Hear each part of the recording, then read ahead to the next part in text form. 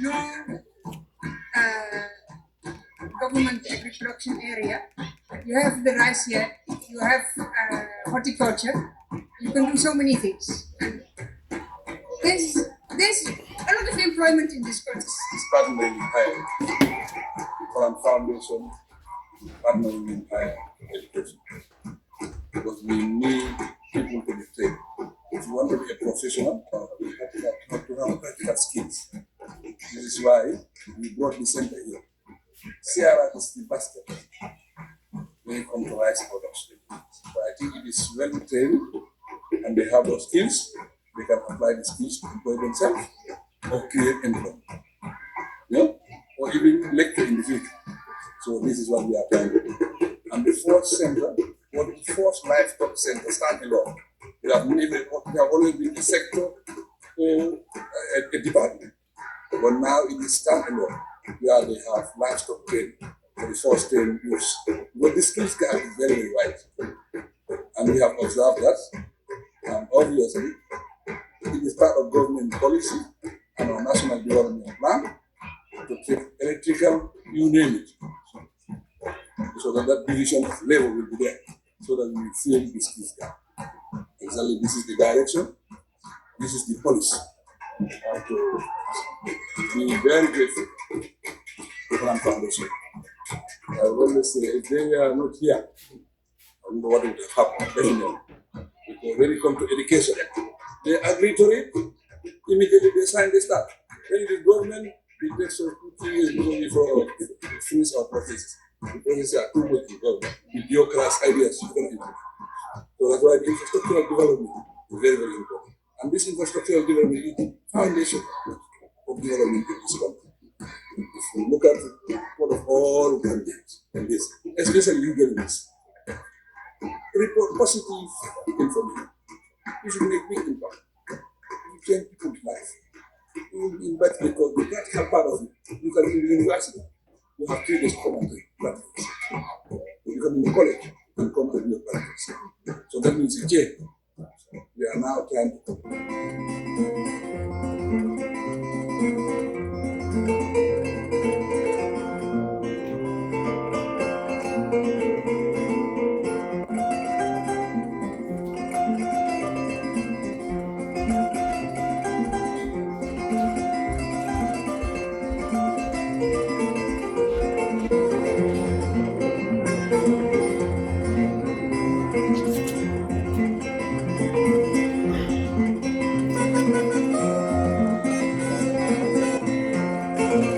That's why we focus on seeds. Okay. Yeah.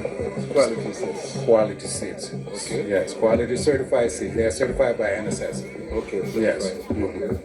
And we made it. So we're hoping by 2030 or before 2030 we can deliver. Yes. Okay. So when you produce it, what is your target time to have? Take this and remultiply them and still give the farmers some. Okay. And they can also help us multiply them because we can't do it all. Yeah. Yeah. So that way we'll have enough. And then from there, the minister. Yes. But some farmers will now use it as their grain. They can meal it because it's high yield. So there are identified seed growers, which is one of them. The other farmers are not the beneficiaries of the automatic transplant. Yes. Would have been able to transplant here within 20 minutes and get done. Correct. If the transplanter was in order. Yes. Industrialization, that's also a disadvantage in that. When the machine is broken, Yes. and then there's a problem. Yeah. But the manual never broken. It cannot. As well as the second We fought for sustainability. In fact, we have a backup one at the regional office. He just told me today that it got broke yesterday. So anytime you have, that's why we have the regional office. Okay. Wow. That's why Bachili is. That's where Bachili is hiding. That's why I'm a consultant. We didn't move from Banjul, but we sort of like both here working together. Okay. This is 70 horsepower. 70. Yes. And The he's one doing a from great regional job. rice value or the one No, we brought? this is the one from we bought, from McCarthy Square. From you. That is powerful. Yeah, very powerful. Yeah, yes. You can see the texture of the soil.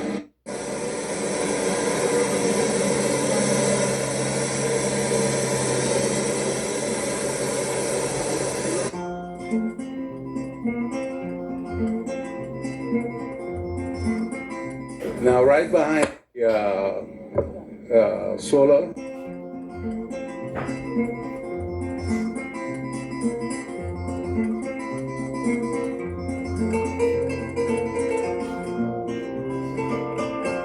It's read 7, it's read 6, it's read 10, it's read 11, it's read 12.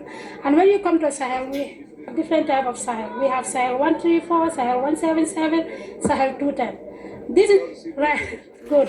So this is special for that. So yeah, so seeds are very important. And I think my boss is doing great in terms of seed production. Yeah.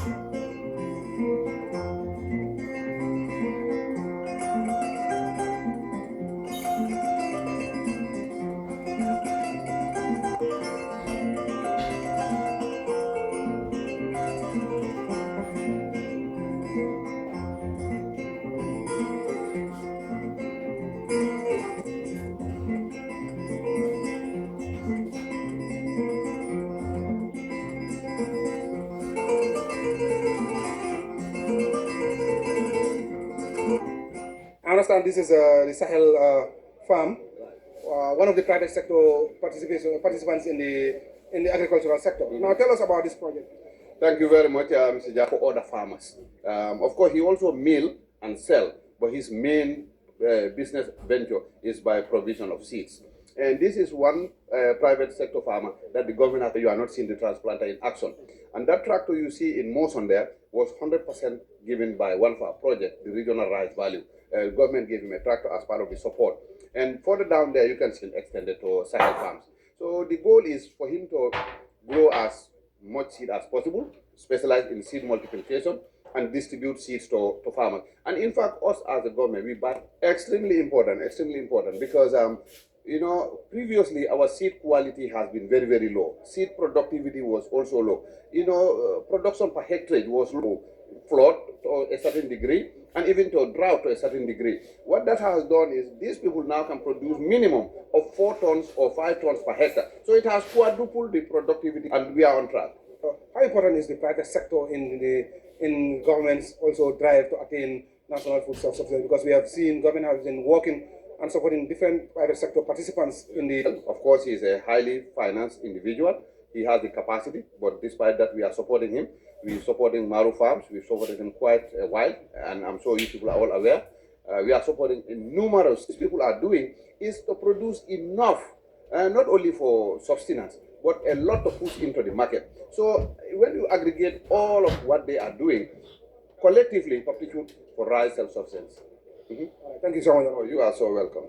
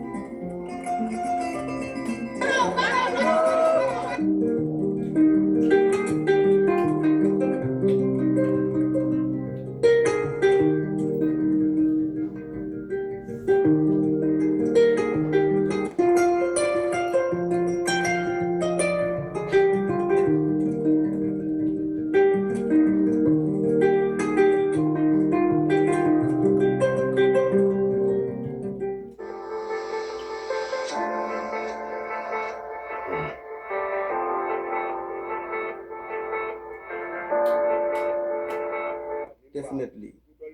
We wish he had come a lot earlier. He would have paved this road with gold. Nata numbaro nata nunjuna. Son nuntola jamusa.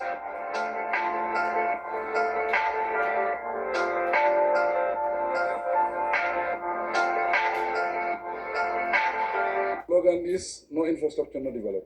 I mean, it's a policy that we have to build roads. We have to build infrastructure of this country. We are building schools. We are building health facilities. We are building the electricity. And we have been very, very focused, and we have been very, very committed.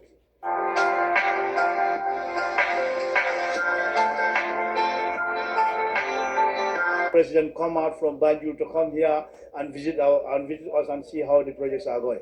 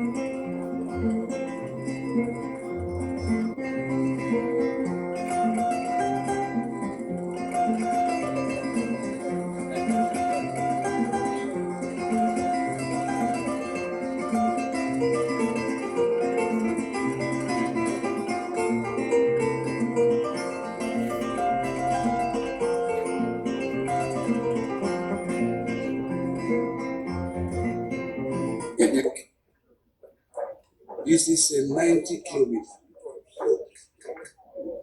The contract was signed for 102 kilometers. So we have access to build our roads. As the Chinese said, if you build roads, if you want to be rich, you build roads.